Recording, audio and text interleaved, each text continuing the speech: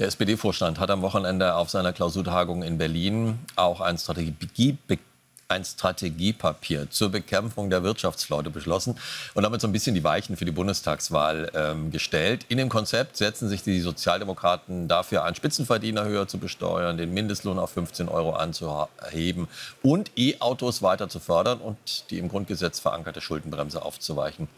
Kritik kommt aber vom eigenen Koalitionspartner. Die Pläne für eine Einkommenssteuerreform wirkten unreif, heißt es von der FDP. Die Union kritisiert die SPD sowieso, mache mal wieder Versprechungen, die sie eigentlich gar nicht halten könne. Apropos Prämie für E-Autos. Guten Morgen, Professor Ferdinand Dudenhöfer, Automobilexperte. Willkommen hier bei Welt.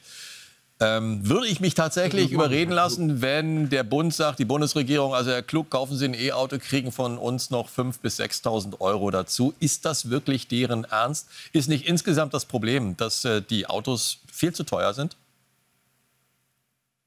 Sie haben recht. Und das Zweite ist, wie glaubwürdig ist denn das, was jetzt die SPD sagt? Also der jetzige Kanzler, die Koalition, haben das Elektroauto in den Graben fahren lassen, indem sie über Nacht mit dem Herrn Habeck die Prämie abgeschafft haben.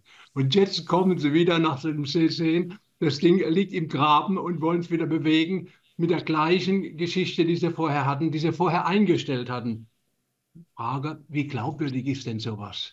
Also man hat jetzt eine Einzelaktion und sucht Wählerstimmen zu finden. Was man bräuchte, wäre eine Überzeugung für die Wähler, dass wirklich man in die Elektromobilität geht und erreicht ein paar Euro Prämien, die man jetzt ein paar Monate macht, bei denen man gar nicht weiß, ob die dann auch umgesetzt wird und wie lange die umgesetzt wird, reicht bei weitem nicht aus. Wenn ich Vertrauen gewinnen will, dann muss ich es anders machen. Da brauche ich eine Strategie, da brauche ich mehrere Maßnahmen.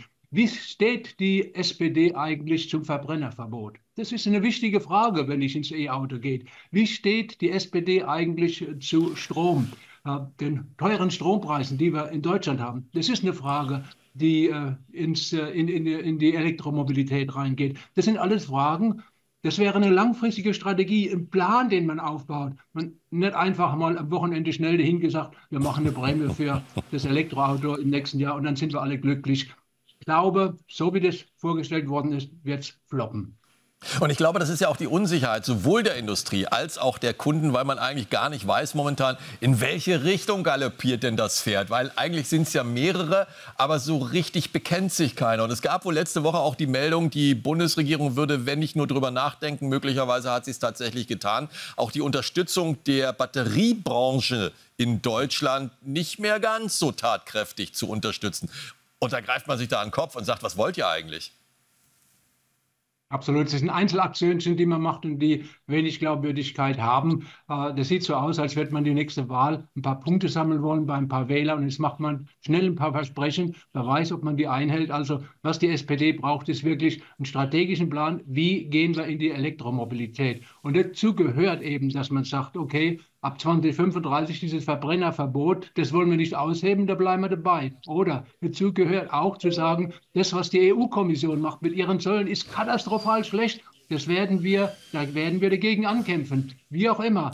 Und wenn man in Deutschland Gegenmaßnahmen dafür findet, für das, was die EU macht, oder dass man überlegt, unser Strom in Deutschland ist der teuerste Strom in der Welt.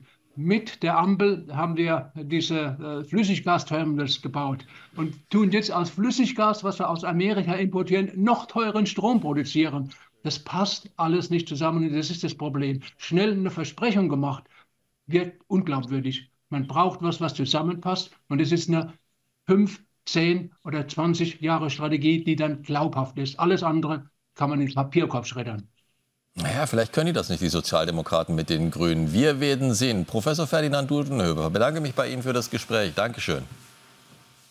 Gerne. Schönen Tag. Tschüss.